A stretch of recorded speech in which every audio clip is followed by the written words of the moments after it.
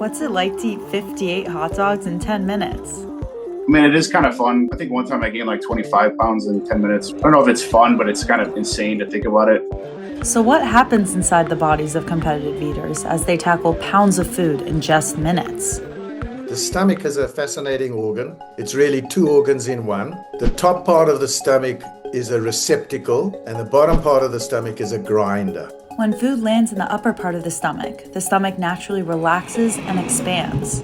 The pressure on the other organs sends a signal to the brain, I'm full and need to burp. This is your body's signal that you should stop eating. Competitive eaters can dramatically relax and stretch their stomachs. That stretching allows them to eat more without feeling full, and they also train themselves to push past the feeling of fullness. The speed eater just has a bigger capacity at complete relaxation and a less of a stimulus to I'm feeling full and I need to stop. This is where the speed eater's unique ability comes into play.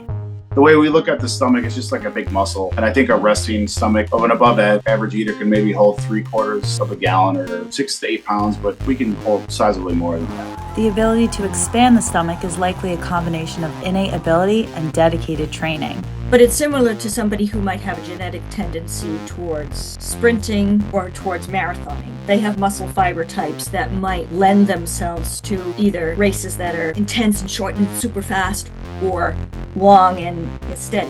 However, you can't get to the elite class of either kind of races without training. So the normal preparation for competitions is practice with the food, which sounds good, but it's not great. And then you just drink a large amount of liquid to try to expand your stomach. You have to always be trying to get a little bit more food in than you could in the past. That's the only way to really grow. Even with training and innate physiological advantages, the most seasoned speed eater will get tired during a competition. You do a contest, it may only be 8 minutes, it may only be 10 or 12. It doesn't sound like a lot of time, but when you're spending that entire time just shoveling food down at a really quick rate, it feels like a marathon. It is really taxing on the body, and a lot of the times you're just really pushing your body to the limit, and you end up like sweating a lot, which is a little odd because you're eating, but it is pretty physical. So what happens in the body when you put that much strain on it?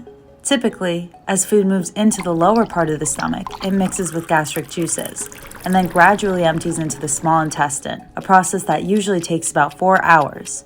But experts say that consuming larger quantities of food at a time may complicate digestion. Undigested matter can stay in the gastrointestinal tract for days, disrupting the gut microbiome. For example, there's risk of small intestinal bacterial overgrowth, abdominal pain, and diarrhea and associated symptoms. Consuming massive amounts of food in a short period can also cause it to sit in the esophagus as it waits to enter the top part of the stomach. The food piled up can cause vomiting or suffocation. It may also cause longer-term harm to the esophagus and the stomach.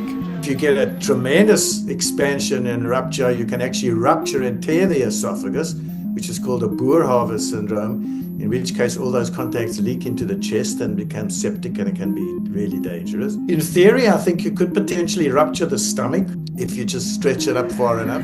Research on how much the stomach and esophagus can stretch and whether the stomach can fully return to its original size is limited.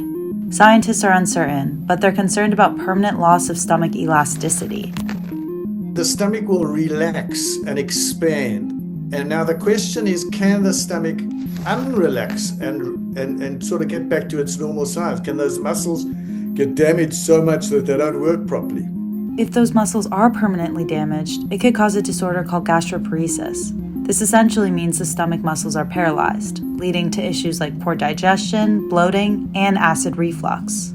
To counteract the short-term effects of speed eating, some competitive eaters may try to eat healthy foods, exercise regularly, or fast before and after competitions. Still, participating in training and events does often take a toll on metabolism, muscle health, and the body's ability to recognize the feeling of fullness. The day after a contest, because you have just had that giant stretch, it is really hard to feel full after that with a normal meal.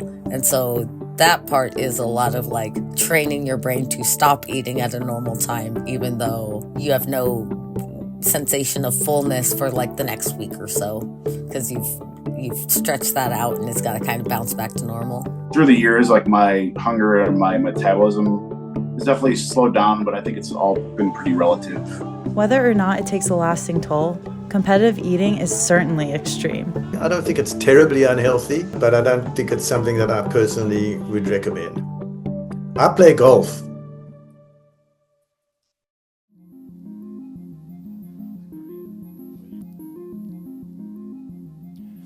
You're still here?